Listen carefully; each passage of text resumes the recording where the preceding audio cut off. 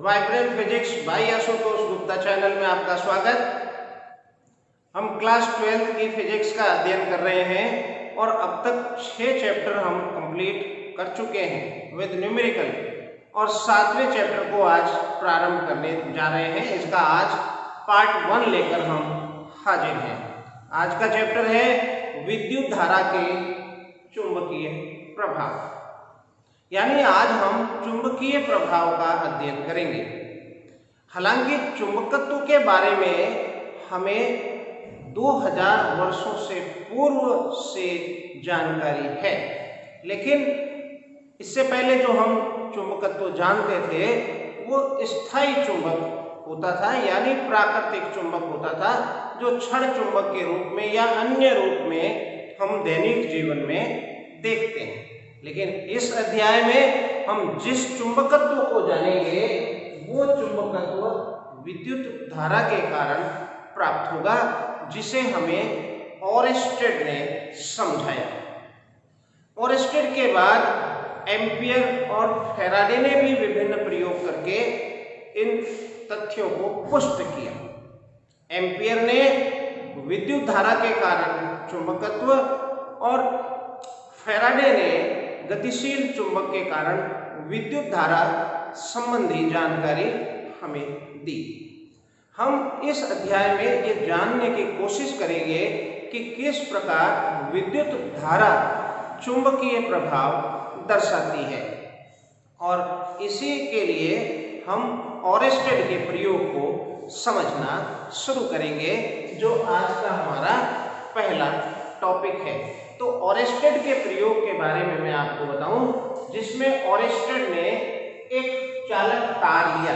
मैं इस चालक तार को एक नाम दे देता हूं, चालक तार AB, और इसमें धारा प्रवाहित करनी होगी, क्योंकि धारा का चुंबकीय प्रभाव हम देखेंगे। तो धारा प्रवाहित करने के लिए यहाँ एक बैटरी लगाई गई, और आप जानते हैं बैटरी के साथ एक धारा नियंत्रक और कुंजी लगाई जानी चाहिए, तो वो भी यहाँ लगा दी गई, ये कुंजी लगा दी गई। अब फैराडे ने जो ओरेस्टेड ने जो प्रयोग किए, उस प्रयोग में इन्होंने क्या प्रेक्षित किया, क्या तथ्य देखे, जो तथ्य हमें विद्युत धारा के चुंबकीय प्रभाव की जानकारी देंगे, हम उनकी चर्चा बिंदुवार करेंगे। तो ओरेस्टेड ने इस तार के नीचे एक कंपास सुई रखी। कंपास सुई आप जानते हैं एक चुंबकीय सुई होती है, ये चुंबकीय सुई है, इसलिए इसके दो चुंबकीय ध्रुव हैं, एक उत्तरी ध्रुव नॉर्थ पोल और एक दक्षिणी ध्रुव साउथ पोल, जिसे मैंने N और S नाम दिया है। इस व्यवस्था को इस प्रकार से रखा गया कि चुंबकीय सुई का N सिरा भौगोलिक उत्तर में स्थापित हो जाए और दक्षिणी जो ध्रुव है वो भौगोलिक दक्षिण में स्थापित हो जाए। इसके बाद इन्होंने पाया कि तार के निकट रखी हुई कंपास सुई में कोई विक्षेप नहीं है, जब तक कि तार में कोई धारा प्रवाहित नहीं की जाती, जो कि बिल्कुल सामान्य बात है, क्योंकि चुंबकीय सुई या कंपास सुई केवल चुंबकीय क्षेत्र से ही विक्षेपित होगी। आवेश पर बल विद्युत क्षेत्र लगाता है और चुंबक पर बल चुंबकीय क्षेत्र लगाता है।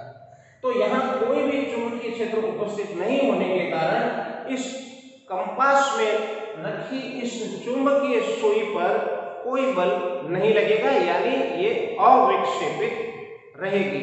लेकिन ओरेस्टेड ने पाया कि जैसे ही कुंजी लगाकर तार AB में धारा प्रवाहित की जाती है, चुंबकीय सुई में विक्षेप आता है।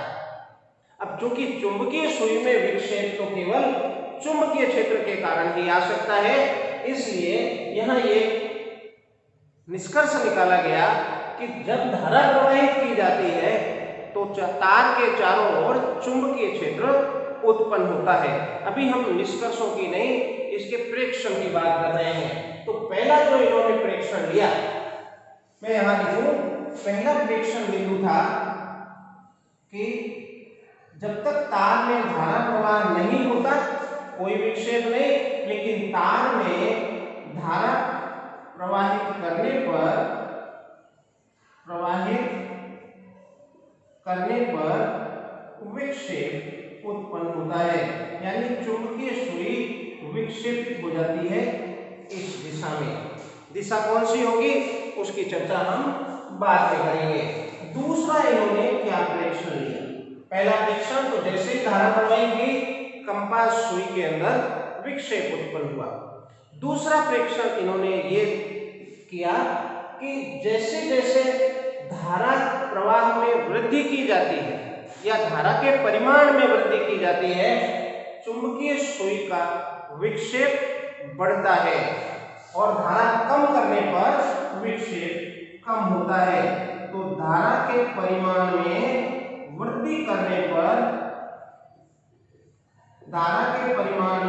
करने पर विक्षेप बढ़ता है।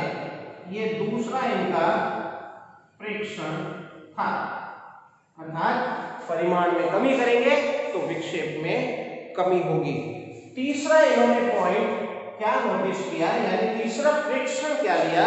प्रेक्षण बोले तो रीडिंग क्या ली इन्होंने पाया कि तार अभी कंपास सुई के ऊपर रखा है। जैसा कि मैंने प्रयोग के वर्णन में बताया कि तार AB से एक बैटरी धारा नियंत्रक कुंजी जोड़ी है तथा तो तार के नीचे कंपास रखा है। तो ये स्पष्ट है कंपास नीचे ही आपको ध्यान रखना है। लेकिन जैसे ही कंपास को ऊपर ले जाते हैं यानी तार को नीचे ले आते हैं तो इन्होंने पाया कि कंपास सुई में विक्षेप की दिशा बदल जाती है।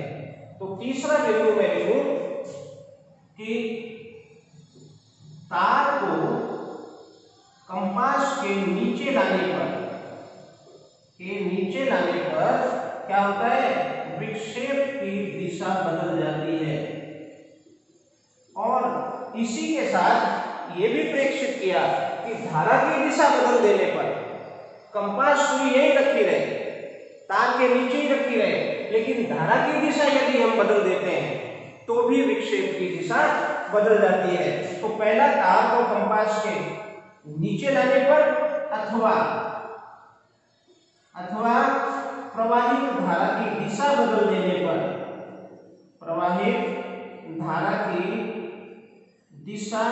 देने पर भी विक्षेप की दिशा बदल जाती है। ये ऑरेस्टेड ने अपने प्रयोग में किया, जिसे आप स्पष्टतः इन तीनों बिंदुओं के रूप में याद रखेंगे। इन्हीं से निष्कर्ष निकलेगा और उसी निष्कर्ष का ये परिणाम होगा। तो मैं एक बार आपको फिर से बता दूं कि ऑरेस्टेड ने अपने प्रयोग में एक तार AB लिया जिसमें एक बैटरी धारा नियंत्रक और कुंजी के द्वारा धारा प्रवाह की व्यवस्था की गई और तार के नीचे एक कंपास सुई रखी गई इस प्रकार कि उसकी चुंबकीय सुई उत्तर दक्षिण दिशा में स्थापित हो जाए, यानी चुंबकीय सुई का उत्तरी ध्रुव भौगोलिक उत्तर में स्थापित हो जाए। पहला प्रेक्षण कि जब तक धारा प्रवाहित नहीं करते हैं कंपास सुई अविक्षेपित रहती है तथा धारा प्रवाह करते ही विक्षेप आता है। ये पहला प्रेक्षण था। और दूसरा प्रेक्षण इन्होंने पाया कि जब धारा के परिमाण में वृद्धि की जाती है तो विक्षेप की मात्रा बढ़ती है, यानी धारा में कमी करेंगे तो विक्षेप घटेगा। और तीसरा प्रेक्षण इनका क्या था कि या तो हम इसमें धारा की दिशा बदल दें, अभी इस दिशा में धारा है और धारा की दिशा हम बदल दें तो भी कंपास की सुई के विक्षेप की दिशा बदल जाती है, अथवा तार को कंपास सुई के ऊपर से हटकर नीचे रख दें और उसी दिशा में धारा प्रवाहित करें तो भी कंपास सुई के विक्षेप की दिशा बदल जाती है। ये इनके 3 प्रेक्षण बिंदु थे जिसका हम निष्कर्ष देखेंगे। तो इन तीनों प्रेक्षण बिंदुओं को आप पुस्तक से नोट कर लें। पुस्तक में बिल्कुल पॉइंट बाय पॉइंट दिया गया है, आपको मैं वहीं से नोट करने की सलाह दे रहा हूं। अब ये तो इनके प्रेक्षण थे। अब हम देखें कि इन प्रेक्षणों से क्या निष्कर्ष निकाला गया। प्रयोग के निष्कर्ष क्या है, तो पहले निष्कर्ष पर हम विचार। पहले निष्कर्ष में हम ये पाते हैं कि हमने देखा कि जब तक तार में धारा प्रवाहित नहीं की जाती, चुंबकीय सुई में कोई विक्षेप नहीं आता है और धारा प्रवाहित करते ही सुई में विक्षेप आता है। लेकिन हम ये जानते हैं कि विक्षेप तो केवल चुंबकीय क्षेत्र के कारण ही प्राप्त होता है। इसलिए हम यहाँ ये निष्कर्ष निकाल सकते हैं कि जैसे ही तार में धारा प्रवाहित की जाएगी, तार के चारों ओर एक चुंबकीय क्षेत्र उत्पन्न होगा। तो ये पहला निष्कर्ष है कि तार में धारा प्रवाहित करते ही चुंबकीय क्षेत्र उत्पन्न होता है। तो पहला लिखूं मैं कि धारा प्रवाहित करते ही चुंबकीय क्षेत्र उत्पन्न होता है तार के चारों ओर। अब आप इसे नोट करने की बात है, नोट्स की बात है, तो आप ये पॉइंट बिल्कुल पुस्तक से लिख लें, एकदम एक्यूरेट दिए गए हैं। दूसरे निष्कर्ष पर हम विचार करें। हमने ये पाया कि जैसे जैसे हम कंपास सुई को तार के निकट ले जाते हैं, विक्षेप की मात्रा बढ़ती है। अब विक्षेप क्योंकि चुंबकीय क्षेत्र के कारण ही है, इसका मतलब ये हुआ कि निकट जाने पर चुंबकीय क्षेत्र बढ़ता है और दूर जाने पर चुंबकीय क्षेत्र घटता है। अर्थात तार के सापेक्ष चुंबकीय क्षेत्र का मान प्रेक्षण बिंदु की स्थिति पर निर्भर करता है। क्या मतलब प्रेक्षण बिंदु? यानी अगर हम यहाँ प्रेक्षण कर रहे हैं तो चुंबकीय क्षेत्र की मात्रा कम होगी इस बिंदु की, निकट स्थित बिंदु की तुलना में, और दूर स्थित बिंदु की तुलना में अधिक होगी। यानी प्रेक्षण बिंदु की स्थिति पर निर्भर करता है। तो मैं लिखूं यहाँ चुंबकीय क्षेत्र का मान प्रेक्षण बिंदु की स्थिति पर निर्भर करता है। कैसे निर्भर करता है?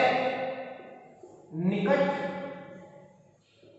प्रबल चुंबकीय क्षेत्र होता है और दूर जाने पर दुर्बल चुंबकीय क्षेत्र प्राप्त होता है। ये निष्कर्ष निकाला गया। अब हम आए इस बिंदु पर कि जब हम धारा के मान में वृद्धि करते हैं, धारा के परिमाण में वृद्धि करते हैं, तो भी विक्षेप बढ़ जाता है। इसका मतलब जैसे जैसे धारा की मात्रा बढ़ाई जाएगी, परिमाण बढ़ाया जाएगा, चुंबकीय क्षेत्र की मात्रा बढ़ेगी। तो ये हमारा तीसरा निष्कर्ष है कि धारा अधिक करने पर चुंबकीय क्षेत्र प्रबल होता है। चुंबकीय क्षेत्र प्रबल होता है। ये तीसरा निष्कर्ष है।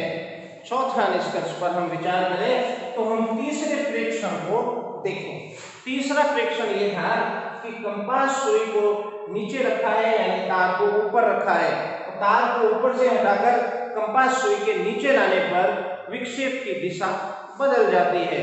क्योंकि विक्षेप चुंबकीय क्षेत्र के कारण है, इसका मतलब चुंबकीय क्षेत्र की दिशा बदल जाती है। अर्थात तार के ऊपर और तार के नीचे चुंबकीय क्षेत्र की दिशा विपरीत होती है।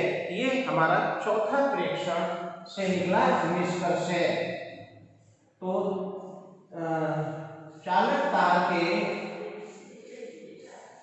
ऊपर व नीचे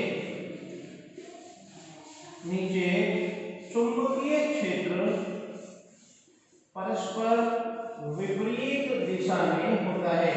ये हमारा निष्कर्ष नंबर 4 है। अब हम कह रहे हैं कि विक्षेप विपरीत दिशा में आता है, तो किस स्थिति में किस दिशा में आता है, ये भी ऑरेस्टेड ने जब अपने प्रयोग किए थे तो प्रेक्षण में ही पाया था। क्या पाया इन्होंने प्रेक्षण में, ये मैं आपको यहाँ समझा देता हूँ। ये प्रेक्षण में शामिल था कि तार में किस दिशा में धारा प्रवाहित करने पर किस दिशा में चुंबकीय सुई में विक्षेप उत्पन्न होता है, उसी से हम अपना अगला निष्कर्ष बिंदु रखते हैं। इन्होंने पाया कि जब दक्षिण से उत्तर दिशा में धारा प्रवाह किया जाता है, ध्यान रखना होगा, दक्षिण से उत्तर दिशा में धारा प्रवाह किया जाए, यानी अभी इधर से धारा दक्षिण से उत्तर दिशा में ही जा रही है, जो आपको चित्र दिखाया है। दक्षिण से उत्तर दिशा में तो हो धारा प्रवाह और तार कंपास सुई के ऊपर हो, तार कंपास के ऊपर रखा हो तो चुंबकीय सुई का उत्तरी ध्रुव पश्चिम दिशा में विक्षेपित होता है। ये इन्होंने अपने प्रेक्षण में पाया। कंपास के ऊपर हो तो चुंबकीय सुई का एम सिरा पश्चिम दिशा में विक्षेपित होता है। बच्चों, इस पॉइंट को हमें याद रखना होगा। इस पॉइंट को आप स्नो नियम से भी याद रख सकते हो। स्नो, जब S2N यानी दक्षिण से उत्तर दिशा में धारा प्रवाह किया जाए और तार O फॉर ओवर ऊपर रखा हो तो W मीन्स वेस्ट यानी पश्चिम दिशा में विक्षेप आएगा। लेकिन अगर हम इसी से विपरीत कहें, छठा बिंदु, कि यदि हम उत्तर से दक्षिण दिशा में धारा प्रवाह करें और तार ऊपर ही रखा हो तो पश्चिम में नहीं आकर पूर्व में आएगा, यानी ईस्ट में आएगा। लेकिन इस तरह से हमें याद नहीं करना है, SOE हमें याद स्लो रखना है। तो ध्यान रखें, जब दक्षिण से उत्तर दिशा में धारा प्रवाह हो और तार कंपास सुई के ऊपर रखा हो तो पश्चिम दिशा में विक्षेप आता है। लेकिन यदि धारा उत्तर से दक्षिण दिशा में प्रवाहित हो रही हो और तार ऊपर ही रखा हो कंपास के, तो बच्चों विक्षेप पूर्व दिशा में आएगा। अब आप यहाँ कह दें कि हम उत्तर से दक्षिण से उत्तर में ही रखें लेकिन तार ऊपर से हटा के नीचे कर दें, तो फिर विक्षेप की दिशा बदल जाएगी, जो कि प्रेक्षण के अनुरूप है। तो बच्चों, आपने अभी तक ये समझा कि किस प्रकार ओरेस्टेड के प्रयोग में हम ये पूर्णतया समझ गए हैं कि जब चालक तार में धारा प्रवाहित की जाएगी तो चुंबकीय क्षेत्र उत्पन्न होगा और वो किस किस प्रकार से व्यवहार दर्शाएगा, ये हमने निष्कर्ष निकाल लिया। तो इसी प्रयोग से हमें ये ज्ञात हुआ कि विद्युत धारा एक चुंबकीय प्रभाव दर्शाती है। आप इसे, इन सारे पॉइंट को अपनी पुस्तक से नोट कर लें। मैं चलता हूं अगले टॉपिक की ओर।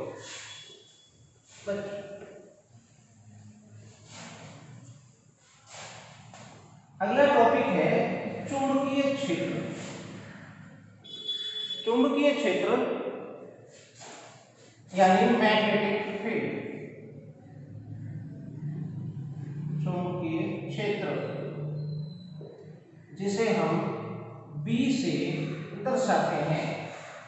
हमने विद्युत क्षेत्र को समझने के लिए क्या किया, याद करें। विद्युत क्षेत्र की तीव्रता को समझने के लिए हमने ये समझा था कि यहाँ मान लें कि विद्युत क्षेत्र है और इस विद्युत क्षेत्र में यदि कोई आवेश रखें तो उस आवेश पर एक बल लगता है। और कितना बल लगता है? F बराबर QE। और यहाँ से हम विद्युत क्षेत्र को आसानी से परिभाषित कर पाए थे। F/Q एकांक आवेश पर लगने वाला बल विद्युत क्षेत्र है या विद्युत क्षेत्र की तीव्रता है। तो इसी प्रकार हम चुंबकीय क्षेत्र को भी परिभाषित करने की कोशिश कर सकते हैं कि विद्युत क्षेत्र में, विद्युत क्षेत्र के स्थान पर हम एक चुंबकीय क्षेत्र ले लें और इस चुंबकीय क्षेत्र में कोई चुंबक रख दें। जैसा आपने देखा कि तार में धारा प्रवाहित करने पर चुंबकीय क्षेत्र उत्पन्न हुआ था और यहाँ रखी हुई कंपास सुई के अंदर विक्षेप आया था। तो कंपास सुई एक चुंबक और धारा प्रवाहित करने पर चुंबकीय क्षेत्र उत्पन्न हुआ। तो यहाँ चुंबक रख दिया तो उस पर भी एक बल लगेगा।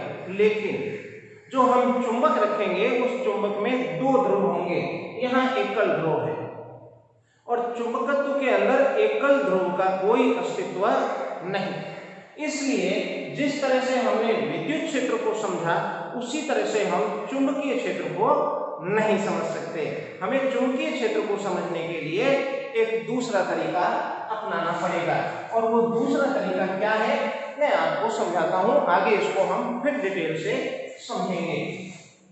यदि मैं एक चुंबकीय क्षेत्र की यहां कल्पना करूं, मान लेता हूं कि ये एक चुंबकीय क्षेत्र है जिसे हमें समझना है। इस चुंबकीय क्षेत्र में एक आवेश रखा है Q। बताएं क्या इस आवेश पर कोई बल लगेगा? नहीं, क्योंकि हम जानते हैं आवेश पर बल केवल विद्युत क्षेत्र के कारण लगता है, जो जानकारी अभी तक हमारे पास है। अब एक दूसरी बात मैं आपसे कहूं कि यदि आवेश स्थिर की बजाय गतिशील हो जाए, आवेश यदि गतिशील हो जाए, मान लिया कि आवेश इस तरह से इस दिशा में v वेग से गति करने लग गया, तो ये पाया गया कि इस आवेश पर एक बल लगने लगा। क्यों लगने लगा? इसका कारण चलिए थोड़ा मैं आपको बताऊं कि जब आवेश गति करने लगा तो गतिशील आवेश का तात्पर्य विद्युत धारा से है, और हम ये समझे हैं अभी कि विद्युत धारा एक चुंबकीय क्षेत्र उत्पन्न करती है, और इसलिए गतिशील आवेश एक चुंबकीय क्षेत्र उत्पन्न करेगा। पहले से एक चुंबकीय क्षेत्र और आवेश के गति के कारण एक और चुंबकीय क्षेत्र उत्पन्न हुआ। यानी जब दो क्षेत्र परस्पर अनुक्रिया करेंगे, तो क्योंकि यहाँ पर एक क्षेत्र पहले से है और एक क्षेत्र गति के कारण आ जाएगा, तो दो क्षेत्र आ जाएंगे और दोनों क्षेत्र अनुक्रिया करेंगे। दो क्षेत्रों की अनुक्रिया के परिणाम स्वरूप बल की उत्पत्ति होती है। इसलिए इस आवेश पर एक बल लगेगा। कितना बल लगेगा ये बात हमें लॉरेंट्ज ने समझाई, जिसे मैं आपको यहाँ डायरेक्ट समझा रहा हूँ। कितना बल लगेगा अभी के लिए आपको याद रखना है, इसी चैप्टर में आ जाएगा कि F बराबर Q V क्रॉस B, ये बल की मात्रा होगी, बल का परिमाण, और चूंकि सदिश रूप में है इसलिए यहाँ दिशा सहित बताया है कि कोई आवेश केवल चुंबकीय क्षेत्र में स्थित हो, विद्युत क्षेत्र यहाँ नहीं होना चाहिए, केवल चुंबकीय क्षेत्र में स्थित हो और वो चुंबकीय क्षेत्र में गति करे। किस दिशा में गति करे? तो गति चुंबकीय क्षेत्र के समांतर या प्रति समांतर ना हो, बाकी किसी भी दिशा में हो। मैं मान लेता हूं यहाँ चुंबकीय क्षेत्र के सापेक्ष ये एक थीटा कोण बनाते हुए गति कर रहा है, तो इस आवेश पर कितना बल लगेगा, ये लॉरेंट्ज के द्वारा दी गई जानकारी है, और इसी जानकारी से हम चुंबकीय क्षेत्र को परिभाषित करेंगे। आवेश पर लगने वाले बल की दिशा पर विचार करें तो बल की दिशा वेग और चुंबकीय क्षेत्र यानी V और B के तल के लंबवत दिशा में होगी, जिसे हम आगे और चर्चा करेंगे। अब मैं यहाँ एक सदिश गुणनफल का निशान हटा दूं तो आप इसे ऐसे भी लिख सकते हैं, F बराबर Q V B sine theta and n cap. Cross हटने से, सदिश गुणनफल हटने से साइन थीटा आया, और यहाँ थीटा क्या है तो आपको पता है यहाँ थीटा एक कोण है, लेकिन किनके बीच में? तो जिनके बीच में क्रॉस उसी के बीच में कोण, V व B के मध्य कोण है, और साथ ही n कैप क्या है तो बल की दिशा को व्यक्त करने के लिए एकांक सदिश हमने दर्शाया है, एकांक सदिश दर्शाया गया है। अब यहां से मैं चुंबकीय क्षेत्र को निकालने का प्रयास करूंगा। मैं यदि ले लूं, यदि बच्चों Q का मान 1 कूलम, V का मान 1 मीटर पर सेकेंड और थीटा का मान 90 डिग्री ले लूं तो ये भी 1 हो जाएगा, ये भी 1 है, तो आया F का मान कितना आया? परिमाण पर विचार करूं, क्योंकि n कैप के साथ ये दिशा भी बता रहा है, तो मैं केवल परिमाण पर विचार करूं तो ये हट जाएगा, तो ये आ गया B। यहां चुंबकीय क्षेत्र आवेश पर लगने वाले बल के परिमाण के तुल्य है। चुंबकीय क्षेत्र को हमने परिभाषित किया, यानी चुंबकीय क्षेत्र का मान गतिशील आवेश पर लगने वाले बल के परिमाण के तुल्य है, लेकिन किन परिस्थितियों में? तो ये 3 परिस्थितियां हैं। यदि एकांक आवेश एकांक वेग से चुंबकीय क्षेत्र के लंबवत गतिशील हो तो उस आवेश पर लगने वाला बल का परिमाण चुंबकीय क्षेत्र के मान के तुल्य होता है। ये चुंबकीय क्षेत्र की यहाँ हमने परिभाषा दी। फिर से देख लें एक बार परिभाषा कि यदि एक कूलाम आवेश 1 मीटर प्रति सेकंड के वेग से चुंबकीय क्षेत्र के लंबवत दिशा में गतिशील हो तो उस आवेश पर लगने वाले बल का परिमाण चुंबकीय क्षेत्र के तुल्य होगा, या चुंबकीय क्षेत्र का मान आवेश पर लगने वाले बल के परिमाण के तुल्य होगा। ये चुंबकीय क्षेत्र की यहाँ परिभाषा निकलकर आई है। इसके साथ ही मैं इसके मात्रक पर भी विचार करूंगा। तो इसका मात्रक क्या है? याद रखें, मात्रक है इसका वेबर प्रति मीटर स्क्वायर, और ये ऐसा ही मात्रक है। यदि मैं इसके सीजीएस मात्रक पर विचार करूं तो मैक्सवेल प्रति सेंटीमीटर स्क्वायर मात्रक होगा।